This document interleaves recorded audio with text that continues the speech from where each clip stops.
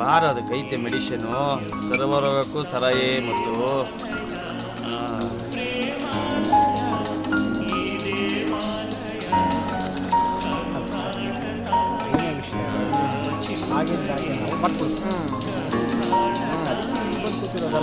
ಇವತ್ತೇನಾದ್ರೂ ನೀನು ಕುಡಿದ್ರೆ ದೇವದಾಸ್ ಆಗ್ಬಿಡ್ತೀಯ ಮೈಂಡೆಡ್.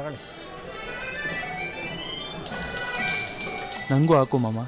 ಆದರೂ ಹೇಳ್ತೀನಿ ನಿನ್ನಿಷ್ಟ ಹಾಕಳಪ್ಪ. ಈ ಚರ್ಚೆಗೆ ಅಂತ ಬಂದಾಗ ವಿಶ್ವ ಹೀಗೆ ದೊಡ್ಡದಾಗ್ತಾ ಹೋಗುತ್ತೆ.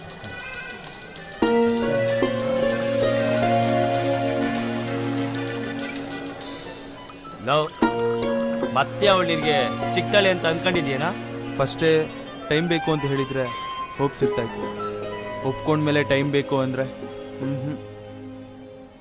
ಬಿಡ ಹೋದ್ರಲ್ಲಿ ದಡ್ಡ. ಅಲ್ಲಿ ಏನಾಗಿರ್ತದೆ ಅಂತ ಗೊತ್ತಾ?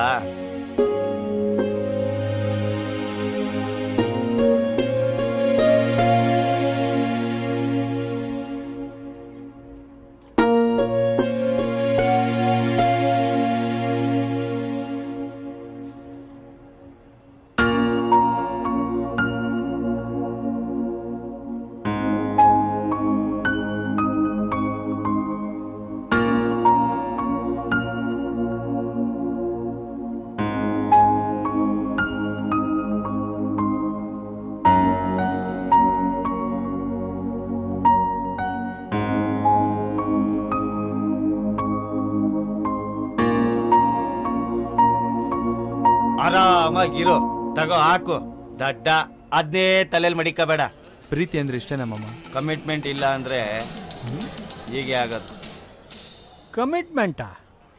ಯಾರಿಗೂ ಆ ಪದ ಬಳಸಿದ್ದು ಕೇಳಿ ಭಾಳ ದಿನ ಆಗೋಗಿತ್ತು. ವಾ ರಂಗಣ್ಣ, ಏನ್ ನೀವಿಲ್ಲಿ? ಪುಳಿಯೋಗರೇನು ಮೊಸರು ಅನ್ನೋ ತಿನ್ಕೊಂಡು ಹೋಗೋಣ ಅಂತ ಬಂದೆ. ಬಾರ್ಗೆ ಯಾಕಯ್ಯ ಬರ್ತಾರೆ? ಬೇಸಾಯ ಮಾಡಕ ಬರ್ತಾರೆ. ನೀವಿಬ್ರು ಮಾತಾಡೋದನ್ನ ಕೇಳಿಸ್ಕೊಂಡೆ. ನಿನ್ನ ಹುಡುಗಿ ನಿನ್ನ ಜೊತೆಲಿ ಇಲ್ಲ ಅನ್ಸುತ್ತೆ ಅಲ್ಲ? ಒಂದು ವಿಷಯ ಹೇಳ್ತೀನಿ ಕೇಳು. ಒಬ್ಬರಿಂದ ಒಬ್ಬರಿಗೆ ಜಂಪ್ ಮಾಡೋ ಹುಡುಗಿರ ಬಗ್ಗೆ ತಲೆನೇ ಕೆಡ್ಸ್ಕೋಬಾರ್ದು. ಈ ಹುಡುಗಿರು ಹೆಂಗೆ ಅಂದರೆ ಡ್ರೆಸ್ಸಿಗೆ ತಕ್ಕನಾಗೆ ನೈಲ್ ಪಾಲಿಶ್ನ ಬದಲಾಯಿಸ್ತಾರೆ. ಹಂಗೆ ಹುಡುಗರ್ನು ಸೆಲೆಕ್ಟ್ ಮಾಡ್ತಾ ಹೋಗ್ತಾರೆ.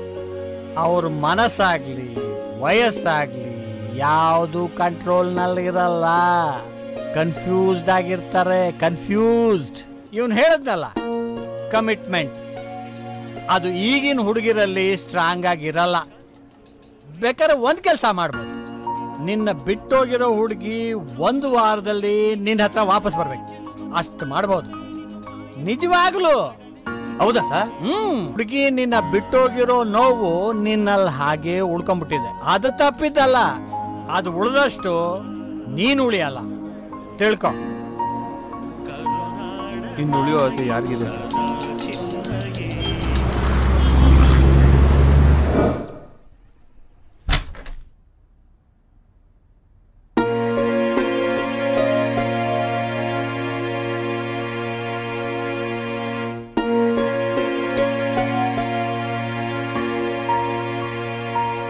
Don't worry my sun,